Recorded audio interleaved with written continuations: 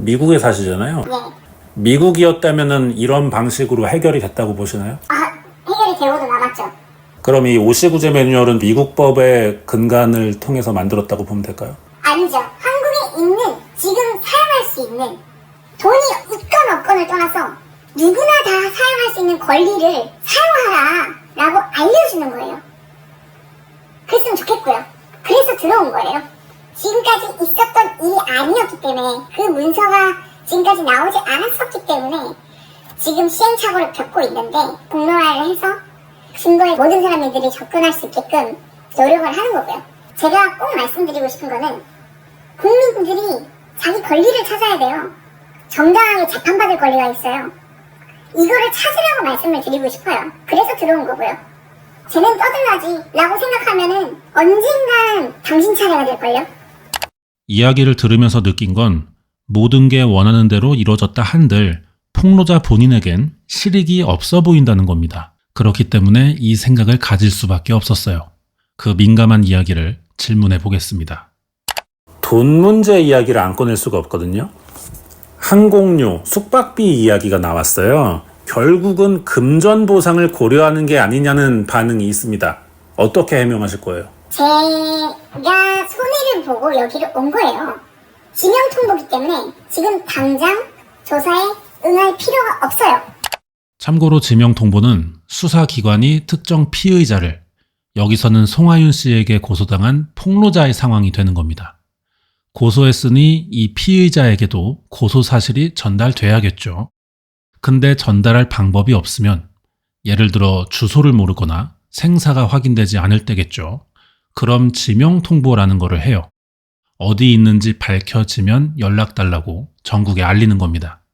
이게 지명수배와는 다른데요. 지명수배는 체포의 목적이고 지명통보는 수사해보자는 출석 요구의 목적이 있어요. 이게 폭로자가 한국에 들어온 계기인데, 송하윤 씨가 고소장을 썼다는 건 폭로자의 신상을 안다는 겁니다. 그 고소장은 저도 봤고 거기에 폭로자 실명, 연락처가 적혀 있어요. 그럼 경찰이 연락하면 되는데 문제는 폭로자가 미국에 산다는 거죠. 한국에 있고 지역이 다르면 사건을 폭로자의 지역 관할로 이송하면 돼요. 근데 나라가 다르니까 그럴 수 없는 겁니다. 강력 사건이면 가서 잡아올 수도 있겠지만 이건 단순히 고소장만 받은 혐의 단계잖아요. 그럼 스스로 오게 해야 됩니다. 오면 경찰 입장에선 일 바로 해결하고 좋겠지만 이건 폭로자 의지에 달린 거잖아요. 결국 들어올 때까지 기다릴 수밖에 없고 혹시 들어온다면 그 순간을 바로 알기 위해 지명통보를 한 것 같아요. 송하윤 씨가 선임한 법무법인 지음에서 입장문을 낼 때 폭로자를 수배범이라고 표현한 것도 이 과정에서 나온 말 같거든요. 근데 엄연히 지명수배와 지명통보는 다른 겁니다. 헷갈렸거나 언론 플레이라고 봐야겠죠. 헷갈렸다면 로펌에선 있을 수 없는 일이고요. 언론 플레이였다면 개인적으로 악랄했다고 생각됩니다. 저는 급할 게 하나도 없었고요. 저는 해외에 살고 있고 회사도 다니고 있고 그런 상황인데, 송하윤 씨는 지금 일을 못하고 있는 상황이라서 급한 건 송하윤 씨예요. 나는 급할 거 하나도 없으니까 정말로 급하면은 항공권하고 체류비만 달라. 그럼 내가 넘어가서 조사 받았겠다. 그렇게 된 거죠. 근데 제가 먼저 그거를 제안한 것도 아니었습니다. 당신들도 많이 피해를 봤으니 여기까지 하자. 그렇다고 내가 잘못했다는 건 아니야. 그 대신 내가 너희를 공격을 안 할게 라는 뜻이었죠.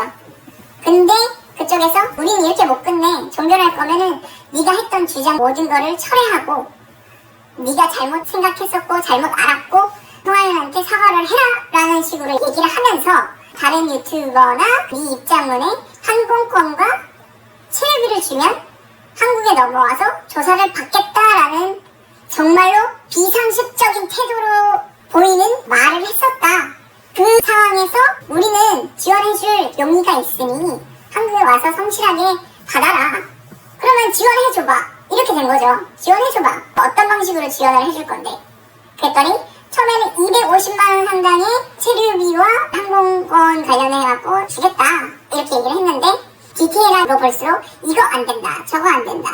내가 벌어들이는 수입을 포기하고 너네한테 가는 건데 본인들은 손해 안 보겠다? 아 그래? 알았어. 그러면 거기까지만 보전해줘봐. 나머지는 내 돈 내고 갈게. 그렇게 됐는데 나 들어왔어. 기사가 나갔죠? 그랬더니 체류비, 항공권, 전액 지원, 일체 지불하겠다. 이렇게 나간 거예요. 일부였어요. 본인이 먼저 거절할 수도 있었을 텐데 이야기가 오갔단 말이에요. 그러고 나서 사과만 원한다 라고 말을 하셨던 거는 앞뒤가 안 맞아 보인단 말이에요. 답변이 좀 가능하시겠어요? 사과를 원한다는 제일 처음에 얘기했던 거고, 그 다음에 이거 그만 끝내자 제가 제안을 했죠. 그쪽에서 거절을 했어요. 그래서 그쪽에서 제안을 한 거예요. 항공권하고 체류비를 줄 테니 넘어와라. 알겠다. 마다할 이유 없죠. 다 준다는데 나도 손해를 보고 가는 거지만 당신네들이 원하니까 내가 가겠다. 여기 와서 보니까 그걸로 언론 플레이를 한 거예요. 전액 지원, 일체 지원. 결국 까보면 일부였는데 그렇게 언론 플레이 해갖고, 그리고 제가 한 번도 거짓말 한 적 없어요. 입장문에서도 일부 내가 냈다라고 얘기를 했어요. 왜냐면 그쪽에서 보전해줄 거를 알기 때문에. 근데 그쪽에서 언론 플레이를 이렇게 했죠. 전체를 다 해준다고. 그러면 저는 얼마를 손해를 봐야 되는 건데요?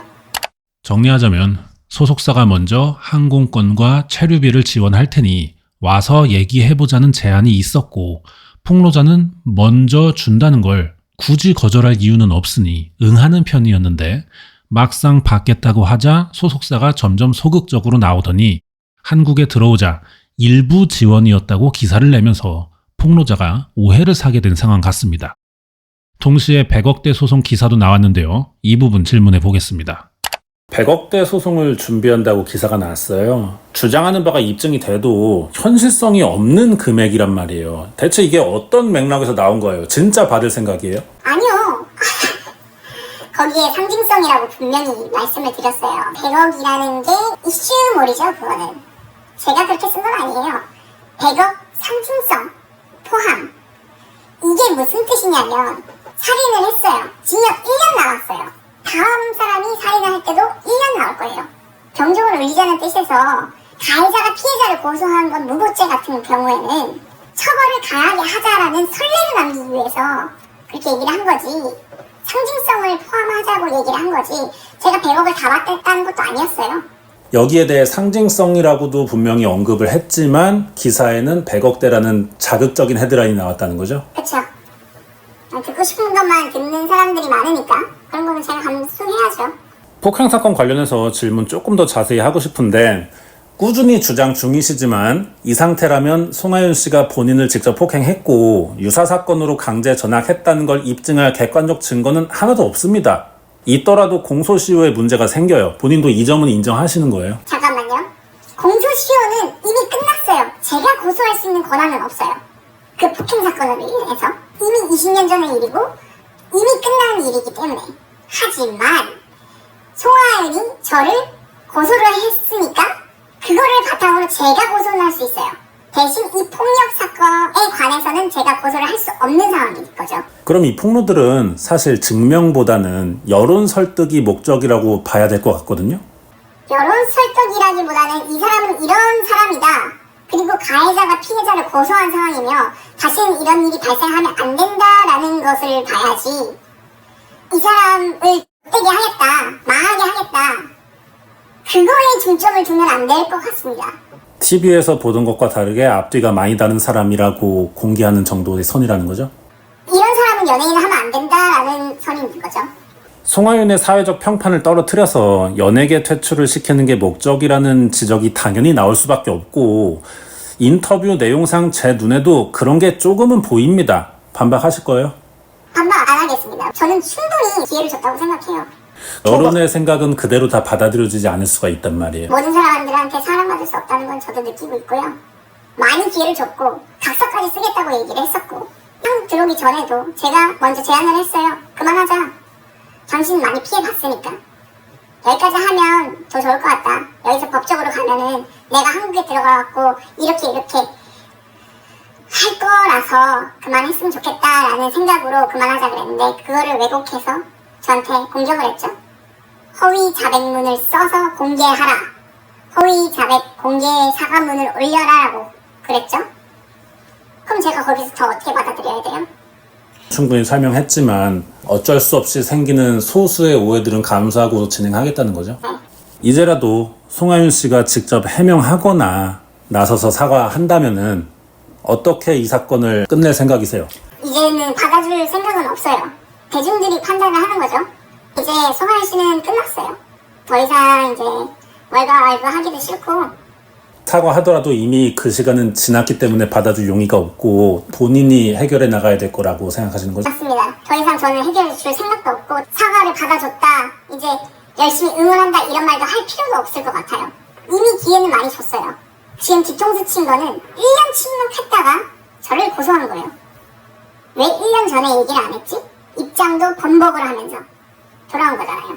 괘씸하죠. 이 인터뷰를 본인이 한 말 그대로 유튜브에 공개할 예정이에요. 이게 실제 재판에서 어떤 주장은 불리하게 작용될 수도 있거든요. 감수하실 거예요. 솔직하게 다 얘기를 했던 거고, 조사 때도 똑같이 얘기했습니다. 이거는 제가 확실히 느낀 거고, 이 사건을 제가 바라보는 제 감정인 거고, 제 생각인 겁니다. 어떻게 재판에서 불리하게 작용할 수 있는지는 모르겠습니다만 누구나 똑같이 생각을 할 수 있을 것 같아요. 저는 그 사람들한테 기회를 줬고, 그 사람들이 거절했고, 또 기회를 줬고, 또 거절했고, 오케이, 그럼 끝까지 가자는 거잖아요. 저만 선택한 게 아니에요. 상대방도 선택을 한 거죠. 마지막으로 학폭 피해자들이 많아요. 본인도 20년간 잊어버리지 않은 기억이니 다른 피해자들도 비슷할 겁니다. 비슷한 경험이 있는 피해자들에게 하고 싶은 말이 있다면? 절대 포기하지 마세요. 제가 어떻게든 최선을 다해서 더 이상 억울하게 피해자가 숨는 일을, 침묵하는 일은 없게 만들도록 노력할게요. 이것은 정말로 확실합니다. 송하윤 씨에게도 혹시 하고 싶은 말 있어요? 전혀 없어요. 이거는 듣지 마세요. 폭로자가 한국에 들어온 지 이틀째 되는 날 밤에 한 인터뷰였고요. 그동안 계속 일정이 있어서 쉬지를 못했다고 하더라고요. 저도 자려던 차에 급히 연락이 되고 인터뷰 준비하느라 서로 피곤한 상태에서 만났습니다. 그래서 둘 다 목소리도 안 좋고요. 폭로자도 제가 피곤해 보이는 걸 느낀 것 같아요. 그래서인지 이 질문에 진심이면서 약간은 장난을 섞은 듯 보였습니다. 조금 웃기긴 했는데 진지한 건가 헷갈려서 일단 주먹 꽉 쥐고 참았지만 지금 다시 보니 웃기려고 한 게 맞아 보여서 넣기로 했습니다. 검증 차원에서 공격적인 질문을 좀 했어요. 결국 한국에 오셨고 여론 설득이 중요하시니 당연한 과정이라고 생각을 합니다. 결과가 어떻게 나오든 본인이 한 말을 책임지셔야 할 텐데 원하는 결과가 나오지 않고 본인이 오히려 가해자로 성립되는 상황이 나올 수도 있어요. 그때는 어떻게 하실 거예요? 그때 뭐 어쩔 수 없죠. 뭐 그런 일이 있으면 안 되는 상황이에요. 가해자가 피해자가 된다? 진짜 잘못된 거죠. 그런 상황은 조금도 의심하지 않은 채 한국에 있다. 네. 알겠습니다. 여기까지 하겠습니다. 감사합니다. 인터뷰는 여기까지입니다. 경험도 없었고 사전에 준비도 제대로 못한 상태에서 급히 진행했기 때문에 좋은 영상이 되지 못한 것 같아요. 폭로자를 돕기 위한 인터뷰가 아니라 제3자의 관점에서 타당한 주장인지를 확인해보는 방향에 중점을 뒀고요. 그러면서도 목적이 공익성도 가지고 있었기 때문에 이런 점에선 원하는 바를 이루도록 응원하겠습니다.